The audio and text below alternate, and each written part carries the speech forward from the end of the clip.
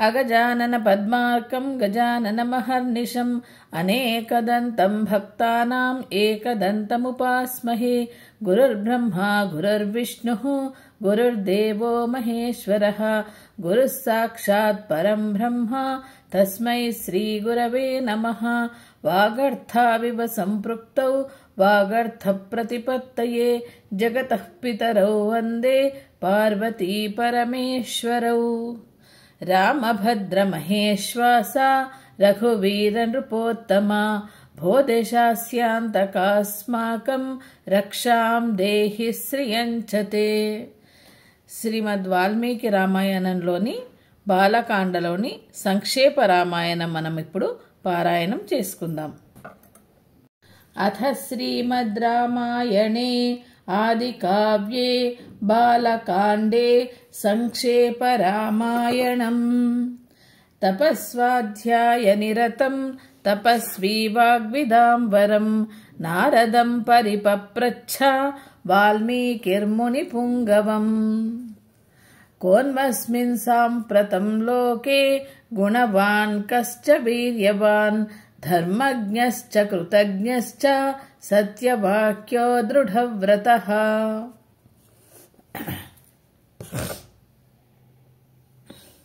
చారిత్రేణ చ కో యుక్తః సర్వభూతేషు కో హితః విద్వాన్ కః కః సమర్థశ్చ కశ్చైక ప్రియదర్శనః. ఆత్మవాన్ కో జితక్రోధో జితిమాన్ కో నసూయకః కస్య బిభ్యతి దేవాశ్చ జాతరోషస్య సంయుగే. ఏతదిచ్ఛామ్యహం శ్రోతుం పరం కౌతూహలం హి మే మహర్షే త్వం సమర్థోసి జ్ఞాతమేవం విధం నరం.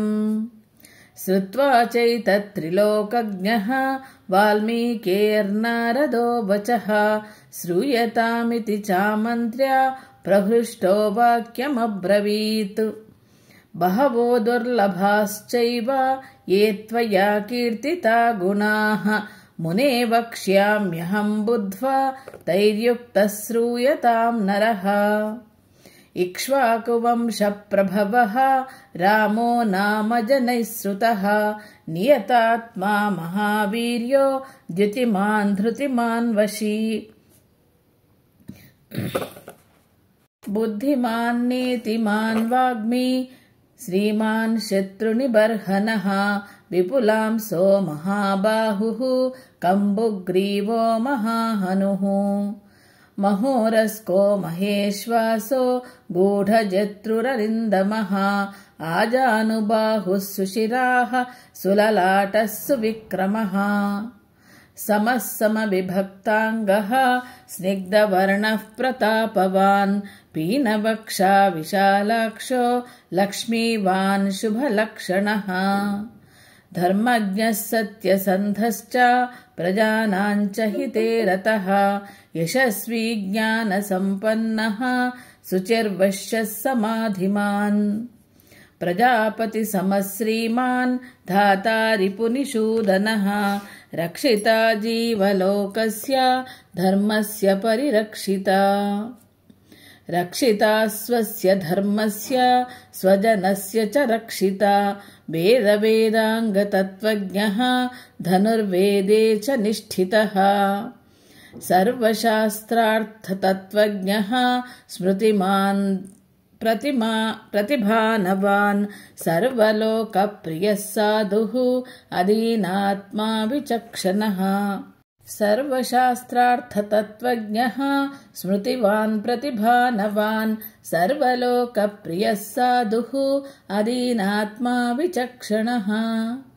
సర్వదాభిగతः సద్భిః సముద్ర ఇవ సింధుభిః ఆర్యः సర్వసమశ్చైవ సదైవ ప్రియదర్శనః. స చ సర్వగుణోపేతః కంసల్యానందవర్ధనః సముద్ర ఇవ గాంభీర్యే ధైర్యేన హిమవానివ. విష్ణునా సదృశో వీర్యే సోమవత్ప్రియదర్శనః కాలాగ్నిసదృశः క్రోధే క్షమయా పృథివీ సమః.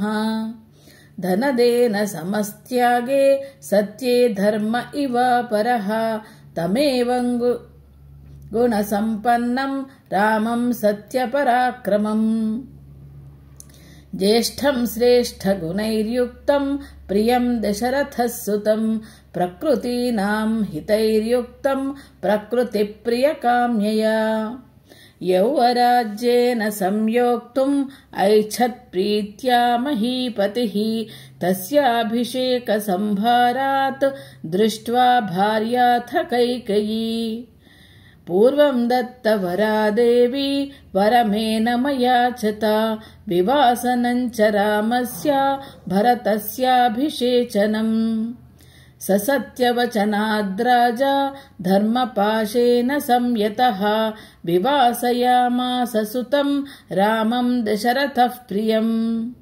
ससत्यवचनाद्राजा धर्मपाशेन संयतः विवासयामास सुतं रामं दशरथः प्रियम् स जगाम वनं वीरः प्रतिज्ञामनुपालयन् पितुर्वचन निर्देशात् कैकेय्याः प्रियकारणात् तं व्रजन्तं प्रियो भ्राता लक्ष्मणोऽनुजगामः स्नेहाद्विनयसम्पन्नः सुमित्रानन्दवर्धनः भ्रातरं दयितो भ्रातुः सौभ्रात्रमनुदर्शयन् रामस्य दयिता भार्या नित्यं प्राणसमाहिता जनकस्य कुले जाता देवमायेव निर्मिता सर्वलक्षणसम्पन्ना नारीणामुत्तमा वधूः सीताप्यनुगता रामं शशिनं रोहिणी यथा पौरैरनुगतो दूरं पित्रा दशरथेन च शृङ्गिबेरपुरे सूतं गङ्गाकूले व्यसर्जयत् गुहमासाद्य धर्मात्मा निषादाधिपतिं प्रियम् गुहेन सहितो रामः लक्ष्मणेन च सीतया ते वनेन वनं गत्वा नदीस्तीर्त्वा बहूदकाः चित्रकूटमनुप्राप्य भरद्वाजस्य शासनात् रम्यमावसथं कृत्वा रममाणा वनेत्रयः देवगन्धर्वसङ्काशाः तत्र तेऽन्यवसन् सुखम् चित्रकूटं गते रामे पुत्रशोकातुरस्तथा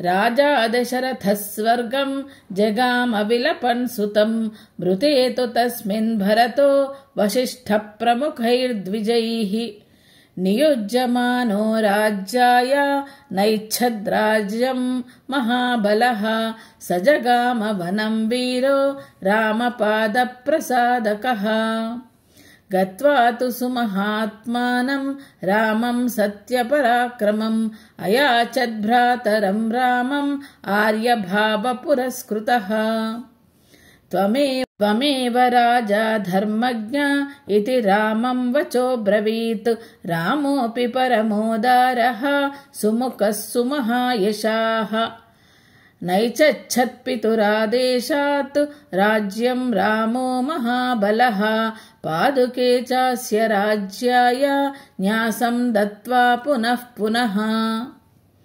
निवर्तयामास ततो भरतं भरताग्रजः सकाममनवाप्यैव रामपादावुपस्पृशन् नन्दिग्रामे करोद्राज्यं रामागमनकाङ्क्षया गते तु भरते श्रीमान् सत्यसन्धो जितेन्द्रियः रामस्तु पुनरालक्ष्य नगरस्य जनस्य च तत्रागमनमेकाग्रो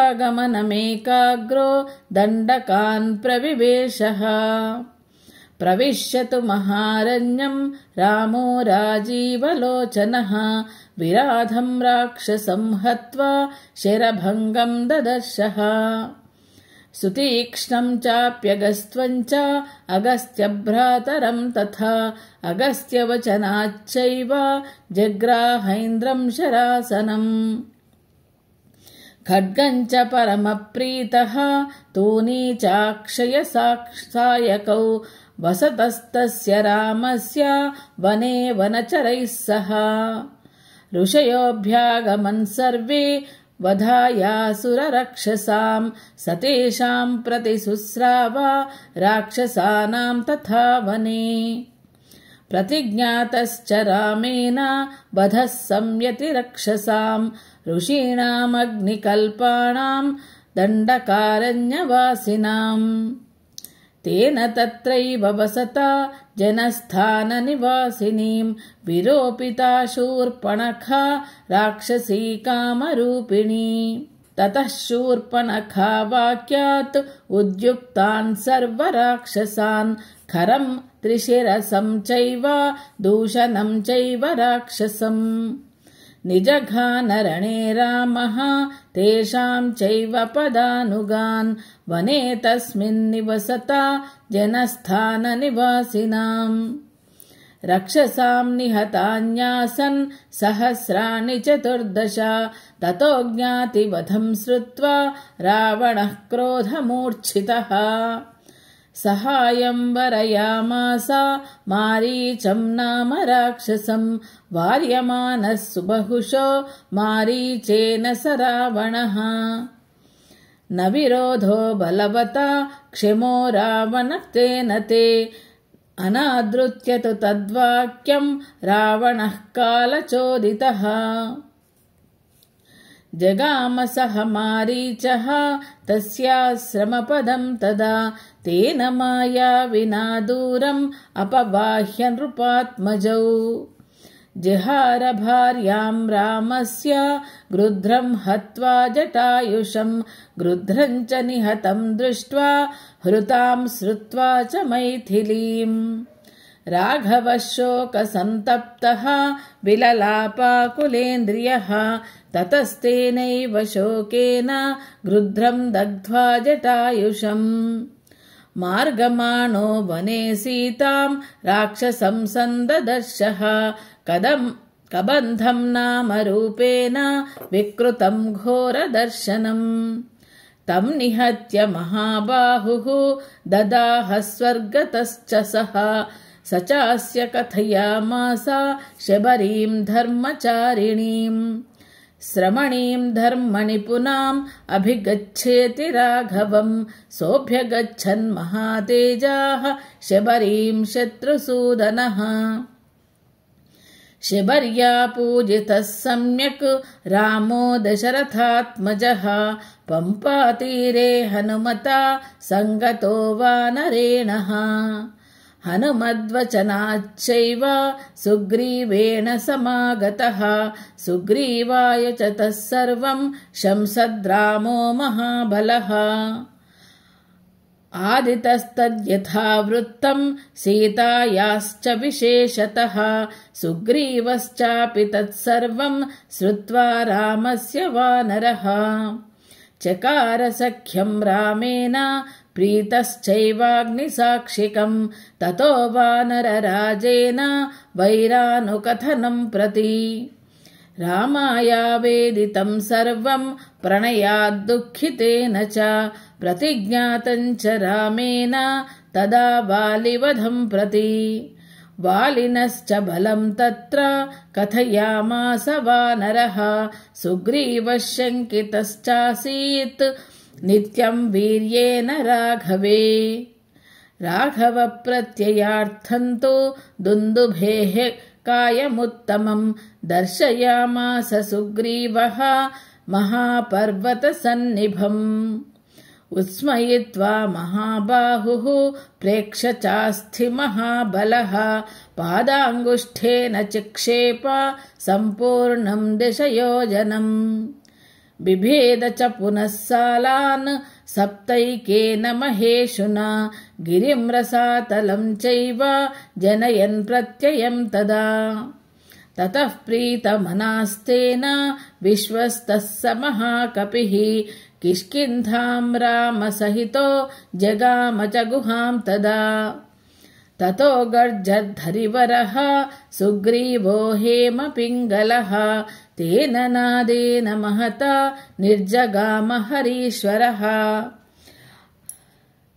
अनुमान्य तदा ताराम् सुग्रीवेन समागतः निजघान च तत्रैनम् शिरेनैकेन राघवः ततः सुग्रीववचनात् दत्त्वा वालिनमाहवे सुग्रीवमेव तद्राज्ये राघवः प्रत्यपादयत् स च सर्वान् समानीय वानरान् वानरर्षभः दिशः प्रस्थापयामास दिदृक्षुर्जनकात्मजाम् ततो गृध्रस्य वचनात् सम्पातेर्हनुमान् बली शतयोजनविस्तीर्णम् पुप्लुवे लवनार्णवम् तत्र लङ्काम् समासाद्य पुरीम् रावणपालिताम् ददर्श सीताम् ध्यायन्तीम् अशोकवनिकाम् गताम्